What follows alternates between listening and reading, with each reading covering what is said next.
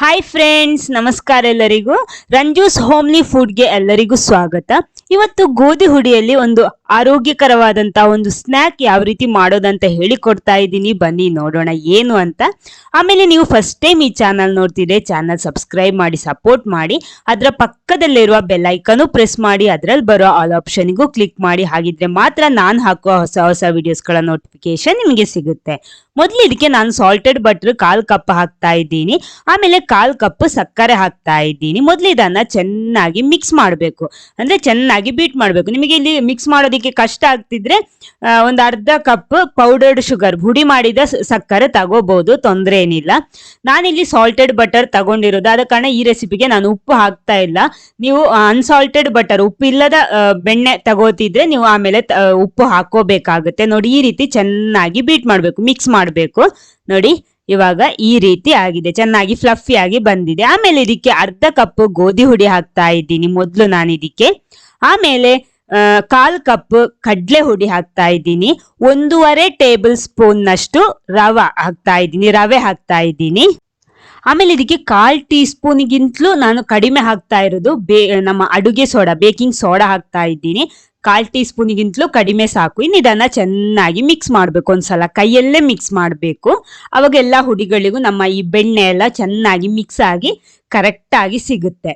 ನೋಡಿ, ಈ ರೀತಿ ಮಿಕ್ಸ್ ಆಗಬೇಕು. ಮೊದಲು ನೋಡಿ, ಈ ರೀತಿ ಉಂಡೆ ಮಾಡುವಾಗ ಕರೆಕ್ಟ್ ಉಂಡೆ ಆಗ್ಬೇಕಂದ್ರೆ ಚೆನ್ನಾಗಿ ಮಿಕ್ಸ್ ಆಗಿದೆ. ಇವಾಗ ನಮ್ಗೆ ಇನ್ನು ಇದಕ್ಕೆ ಬೇಕಾಗಿರೋದು ಹಾಲು ಸೇರಿಸುವಾಗ ಒಮ್ಮೆಲೆ ಸೇರಿಸಬೇಡಿ, ಒಂದೊಂದು ಟೇಬಲ್ ಸ್ಪೂನ್ ಹಾಕ್ಬಿಟ್ಟು ಚೆನ್ನಾಗಿ ಮಿಕ್ಸ್ ಮಾಡಿ. ನಮ್ಗೆ ಯಾವಾಗ ಕರೆಕ್ಟ್ ಬರುತ್ತೋ ಅಷ್ಟು ಹಾಲು ಸೇರಿಸ್ತಾ ಇರಬೇಕು. ನೋಡಿ, ಇವಾಗ ನಾನು ಪುನಃ 2ನೇ ಟೇಬಲ್ ಸ್ಪೂನ್ ಹಾಕಿ ಮಿಕ್ಸ್ ಮಾಡ್ತಾ ಇದ್ದೀನಿ. ಈ ರೀತಿ ಇದೆ. ಪುನಃ 1 ಟೇಬಲ್ ಸ್ಪೂನ್ ಹಾಕೊಂಡಿದ್ದೀನಿ. 3 ಟೇಬಲ್ ಸ್ಪೂನ್ ಹಾಲು ಹಾಕೊಂಡಿದ್ದೀನಿ ಇದಕ್ಕೆ. ನೋಡಿ, ಚೆನ್ನಾಗಿ ಮಿಕ್ಸ್ ಮಾಡಿ. ನಮ್ಮ ಹಿಟ್ಟು ನೋಡಿ ಈ ರೀತಿ ಸಾಫ್ಟ್ ಆಗಿ ಈ ರೀತಿ ಬಂದಿದೆ. ಇನ್ನು ಇದನ್ನ ನೋಡಿ ಈ ರೀತಿ ತೆಗ್ದ್ಬಿಟ್ಟು ಸಣ್ಣ ಸಣ್ಣ ಬಾಲ್ಸ್ ಮಾಡ್ಬೇಕು. ಈ ರೀತಿ ನೋಡಿ, ಕೈಯಲ್ಲಿ ಈ ರೀತಿ ಮಾಡ್ಬಿಟ್ಟು ಚೆನ್ನಾಗಿ ಬಾಲ್ಸ್ ಮಾಡ್ಬೇಕು. ಬಾಲ್ಸ್ ಮಾಡುವಾಗ ಮೊದಲು ಕೈಯಲ್ಲಿ ಪ್ರೆಸ್ ಮಾಡಿ ಈ ರೀತಿ ಮಾಡ್ಬೇಕು. ಅವಾಗ ಒಳಗಡೆ ಏನಾದ್ರೂ ಬ್ರೇಕ್ ಆಗಿದ್ರೆ ಅಥವಾ ಏನಾದ್ರೂ ಫೋಲ್ಡ್ ಆಗಿದ್ರೆ ಕರೆಕ್ಟ್ ರೌಂಡ್ ಆಗಿ ಸಿಗುತ್ತೆ ನಮಗೆ. ನೋಡಿ, ಮೊದಲು ಈ ರೀತಿ ಪ್ರೆಸ್ ಮಾಡಿ ಈ ರೀತಿ ಮಾಡ್ಬೇಕು, ಉಂಡೆ ಮಾಡ್ಬೇಕು. ಆಮೇಲೆ ಸ್ಲೋ ಮಾಡ್ಕೊಂಡು ನಿಧಾನಕ್ಕೆ ಇದನ್ನ ಕರೆಕ್ಟ್ ರೌಂಡ್ ಶೇಪ್ ಅಲ್ಲಿ ಈ ರೀತಿ ಮಾಡ್ಬೇಕು. ನೋಡಿ, ಸಾಫ್ಟ್ ಆಗಿರುತ್ತೆ ಹಿಟ್ಟು. ನೋಡಿ, ಈ ರೀತಿ ಇದೆ ನಮ್ಮ ಬಾಲ್. ನೆಕ್ಸ್ಟ್ ಇದಕ್ಕೆ ಶೇಪ್ ಕೊಡೋದಕ್ಕೋಸ್ಕರ ನೋಡಿ, ಕೈಯಿಂದ ಈ ರೀತಿ ಪ್ರೆಸ್ ಮಾಡಿದ್ರೆ ಸಾಕು. ನಿಮ್ಗೆ ಯಾವ ಶೇಪ್ ಬೇಕೋ ಆ ಶೇಪ್ ಅಲ್ಲಿ ಇದನ್ನ ಮಾಡ್ಬೋದು. ನೋಡಿ, ಇದೇ ರೀತಿ ಎಲ್ಲ ರೆಡಿ ಮಾಡಿ ತರ್ತೀನಿ ನಾನು. ನೋಡಿ, ಇವಾಗೆಲ್ಲ ರೆಡಿ ಆಗಿದೆ.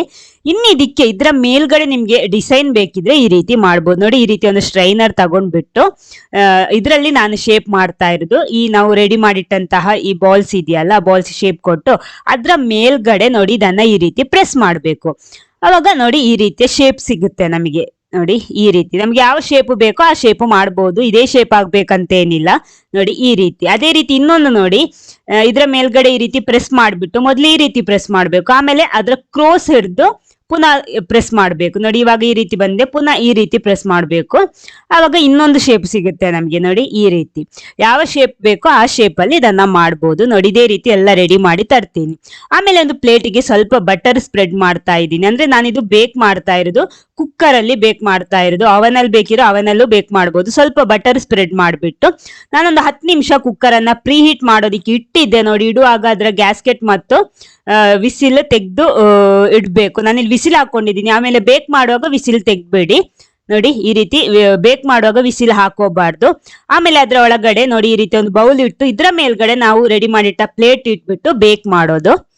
ನೋಡಿ, 20 ನಿಮಿಷ ನಾನು ಬೇಕ್ ಮಾಡಿ ಇಟ್ಕೊಂಡಿದ್ದೀನಿ. ನನ್ನ ವಿಡಿಯೋ ಸ್ವಲ್ಪ ಕಟ್ ಆಗಿದೆ, ಅದಕ್ಕೆ ಎಕ್ಸ್ಪ್ಲೈನ್ ಮಾಡ್ತಾ ಇದ್ದೀನಿ. ಒಂದು 20-25 ನಿಮಿಷ ಬೇಯಿಸ್ಬಿಟ್ಟು ಆಫ್ ಮಾಡಿ ಒಂದು 10 ನಿಮಿಷ ಅದೇ ರೀತಿ ರೆಸ್ಟ್ ಮಾಡಿ. ಅವಾಗ ಕರೆಕ್ಟ್ ನಿಮಗೆ ಈ ರೀತಿ ಸಿಗುತ್ತೆ. ಜಾಸ್ತಿ ಆದ್ರೆ ಕಪ್ಪಾಗ್ಬಿಡುತ್ತೆ. ಸೊ ಕೇರ್ಫುಲ್ ಆಗಿ ಈ ರೀತಿ ಮಾಡ್ಕೊಳ್ಳಿ. ಅಂದ್ರೆ ನಾವು 25 ನಿಮಿಷ ಕೆಲವೊಂದ್ಸಲ ಸಾಫ್ಟ್ ಇರುತ್ತೆ, ಆದ್ರೂ ಅದನ್ನ ಹಾಗೆ ಮುಚ್ಚಿಟ್ರೆ ಕರೆಕ್ಟ್ ಸಿಗುತ್ತೆ ನಮಗೆ. ನೋಡಿ, ನಮ್ಮ ಗೋಧಿ ಹುಡಿಯಲ್ಲಿ ಮಾಡಿರುವಂತಹ ಆರೋಗ್ಯಕರವಾದಂತಹ ಒಂದು ಬಿಸ್ಕಿಟ್ ಇಲ್ಲಿ ರೆಡಿ ಆಗಿದೆ. ನೋಡಿ, ಈ ರೀತಿ ಸಂಜೆ ಹೊತ್ತೆಲ್ಲ ನಮಗೆ ಮಾಡಿ ತಿನ್ಬೋದು, ಮಕ್ಕಳಿಗೆಲ್ಲ ಕೊಡ್ಬೋದು. ನೋಡಿ, ಈ ರೀತಿ ಯಾವ ಶೇಪ್ ಅಲ್ಲಿ ಇದೆಯೋ ಆ ಶೇಪ್ ಅಲ್ಲಿ ನಮಗೆ ಮಾಡ್ಬೋದು. ನೋಡಿ, ಕರೆಕ್ಟ್ ಆಗಿ ಬಿಸ್ಕಿಟ್ ಶೇಪ್ ಅಲ್ಲೇ ನಮಗೆ ಸಿಕ್ಕಿದೆ. ನೋಡಿ, ಇದನ್ನ ತುಂಡು ಮಾಡಿ ತೋರಿಸ್ತೀನಿ ನಾನು ನಿಮ್ಗೆ. ನೋಡಿ, ಈ ರೀತಿ ಇರುತ್ತೆ. ಟೇಸ್ಟಿ ಆಗಿರುತ್ತೆ. ಜಾಸ್ತಿ ಹೊತ್ತು ಮಾತ್ರ ಬೇಕ್ ಮಾಡಬೇಡಿ, ಚೆಕ್ ಮಾಡ್ಕೊಳ್ಳಿ. ಸ್ವಲ್ಪ ಸಾಫ್ಟ್ ಇದ್ರೂ ಕೂಡ ಒಂದ್ಸಲ 10 ನಿಮಿಷ ಬಿಟ್ಟು ಆಮೇಲೆ ಚೆಕ್ ಮಾಡಿ, ಅವಾಗ ಕರೆಕ್ಟ್ ಇರುತ್ತೆ. ಒಂದು ಮ್ಯಾಕ್ಸಿಮಮ್ ಅರ್ಧ ಗಂಟೆಗಿಂತ ಜಾಸ್ತಿ ಕುಕ್ ಮಾಡಬೇಡಿ, ಬೇಕ್ ಮಾಡಬೇಡಿ. ಈ ವಿಡಿಯೋ ನಿಮ್ಗೆ ಇಷ್ಟ ಆದ್ರೆ ಖಂಡಿತ ಲೈಕ್ ಮಾಡಿ, ಎಲ್ಲರ ಜೊತೆ ಶೇರ್ ಮಾಡಿ. Okay, thank you.